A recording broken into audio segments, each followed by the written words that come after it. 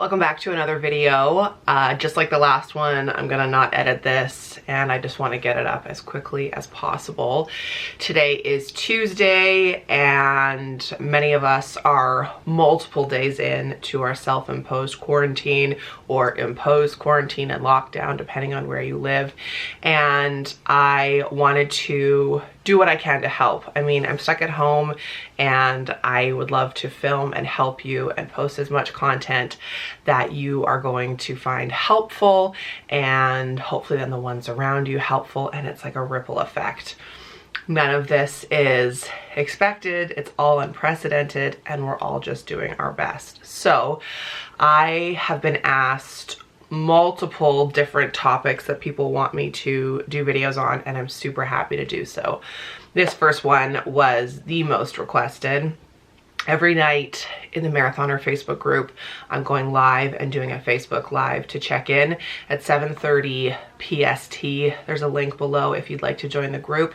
Just make sure that you answer the questions because I don't allow anyone in who doesn't answer those questions. And it's been really helpful to feel a sense of community and camaraderie and maybe even laugh a bit when you are isolated. And I am finding that the technology is so helpful. So in the group last night, I was asking what kinds of videos, and this was the #1 requested one. So we're doing that today, and then I'll post the rest as the days continue and as this whole thing progresses. I also would love for you to come and join us every night. I am going to switch up the times now and then to get other time zones and different people depending on when you're home and where you live. But today we're going to be talking about anxiety and panic attacks, especially when it comes to the pandemic, when it comes to being isolated and being at home. This first was asked of me by a marathoner who has a child with a compromised immune system. And she was saying she had a panic attack the other day, just like spiraling, worried like what is going to happen. And that's definitely something that I can relate to because with Thomas's dual diagnosis, special needs of autism and being deaf, having a cochlear implant, the first like 5 years of his life, I had such panic and stress and unknown, and I was always super heightened, and I definitely have PTSD from that. So the first thing that helped me was therapy, especially EMDR therapy, which I implore you to research, and if it's going to be a good fit, I cannot recommend EMDR enough. But today, I'm going to give you some tips and tools and things that help me when it comes to anxiety and panic attacks, especially specifically right now during this coronavirus world pandemic.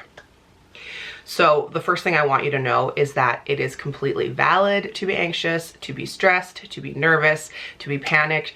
All of these feelings are completely valid, and the best thing you can do right away is acknowledge that it's valid and it's okay to feel this way.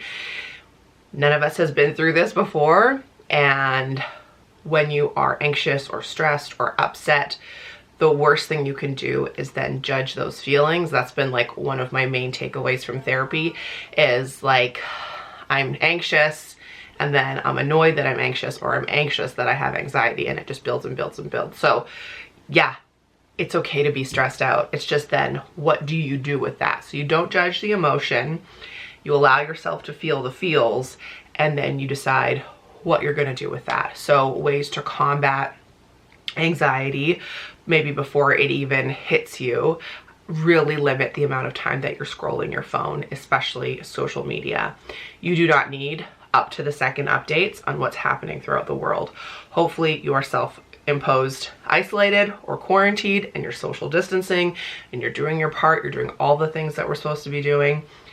You don't need to know minute by minute fatality rates and infected rates. Like, that's not healthy for your mental health. It's good to check in a few times a day. Maybe set yourself like, I'm gonna check at noon, 5, 9 a.m. or something like that. but you don't need to be constantly checking it. And that's something that I'm really forcing myself not to do. And also you can help by not constantly posting stuff. I think that what's adding to the panic and the anxiety is how many people are posting about empty grocery shelves or posting about like negative stuff. I would like to really applaud my friends and marathoners who have been posting positive experiences, you know, that we need to hear more of, I think. And then another thing you can do is we're all washing our hands 7,000 times a day. So when you're washing your hands, really be present. That's something that has really helped my anxiety is, you know, you can spiral out of control thinking what if, and thinking of all like the worst case scenarios, but you can focus on the present, and that's what helps me the most. So washing your hands, when you're washing your hands, do it super mindfully. When you're washing your hands, be very mindful. Be mindful of the water on your hands. Be mindful of the temperature of the water. You know, then be grateful that you have running water, that you have hot water, grateful that you have soap. Really pay attention to how you're washing your hands. I've been counting to 60, you know, and then just using that time to send out gratitude and love to first responders and people who are in law enforcement and nurses and doctors and people at the grocery stores and people who are, you know, doing transport of stuff and people who work for airlines and just all the things. So if you take that time when you're washing your hands to be super present, I promise you it really helps just bring your whole system like more at ease. And then along with that same vein, I wanted to tell you 3 different breathing techniques that really help me. You might like scoff and brush that off and be like, seriously, you're talking about breathing? Yes. I am speaking from someone who has been in a hypervigilant state for years. Thomas, and then with Jeremy's mental health, and then Jeremy committing suicide, I've been hypervigilant for years. And it wasn't until this year, January, that I had that pointed out to me, and that's helped me so much. So breathing really helps regulate your system, and there's 3 different ways that I like to do it that really help me. So one, I talk about this in Finding Your Cape, is what's called the box breath. So you inhale for 4, I'll just demonstrate it, okay? So you can do this with me if you like. You inhale for 4, hold for 4, exhale for 4, and then hold for 4. Inhale for 4, hold for 4, exhale for 4, and hold for 4. And you can even do it a box like on your leg, like 4, 4, 4, 4. And that is used, like law enforcement uses it, the military uses it. I first heard about it, I think, from Dr. Brene Brown. That is super helpful. Hello, handsome. Hi. Hi.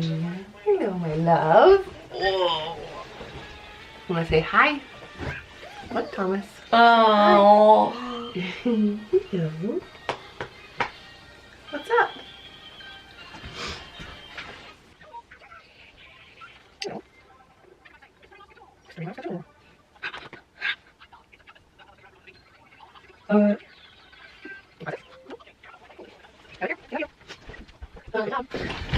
Obviously, we are self-isolated together.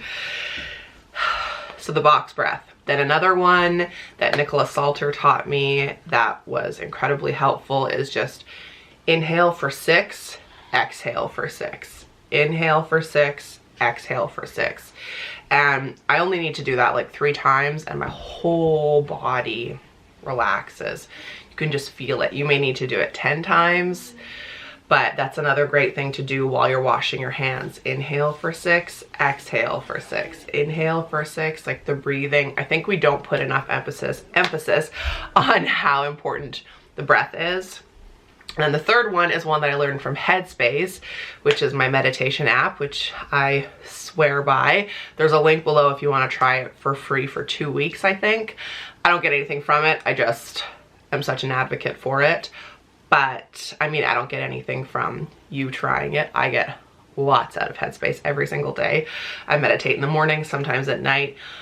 But one thing that they talk about in a lot of the meditations is you breathe in, you count to 1, you breathe out, you count for 2, breathe in, 3, out, 4, in, 5, all the way to 10, and then start again and start again. And I find involuntarily, without even thinking about it, that's how I relax to fall asleep, is while I'm laying there with the light out. I just like count to 10, in, out, in, out. And those really help me. So I implore you to practice breathing, whether you're in the car or you're washing your hands or you're on the phone or whatever it is that you're doing. I promise you that that will help your anxiety. And don't wait until you're in a place of panic or you're in a state of anxiety. Do it all day, every day, as much as you can remember to.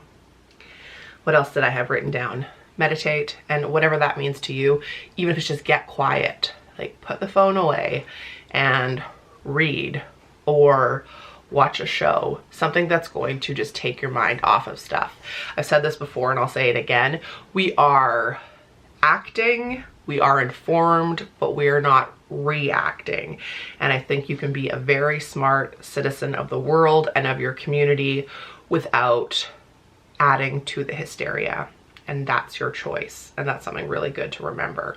So you can focus on what you can control, things that you can control, your mindset, what you're eating, when you're going to bed, how much you're scrolling your phone, who you're talking to, how you're talking to them, how you're choosing to spend your time. There's so many unknowns that it would be so easy to just go to bed and never come out because it's so overwhelming. And I really encourage you to flip that mindset. What can I control? And this is something that's like important now during the pandemic and forevermore is important. And then when I say you can control who you talk to, you can also set boundaries on what you're talking about. Living with Jeremy and his mental health struggles and his anxiety and his depression for so many years, I can definitely say to you that that can be contagious. It can be, at least for me, I'm sure many of you are the same. If you're a super feeler or an empath, like I take on other people's energy, so I have to be very mindful. Just the other day I was talking to a friend and they were getting really worked up about it, and I just gently shifted the conversation without even paying it any mind. So those are my tips. That's my advice. Please stay calm as you can, be gentle with yourself, and I'll see you in the Marathoner Facebook group tonight. Life's not a sprint, it's a marathon. This will pass. We'll get through it together. Bye.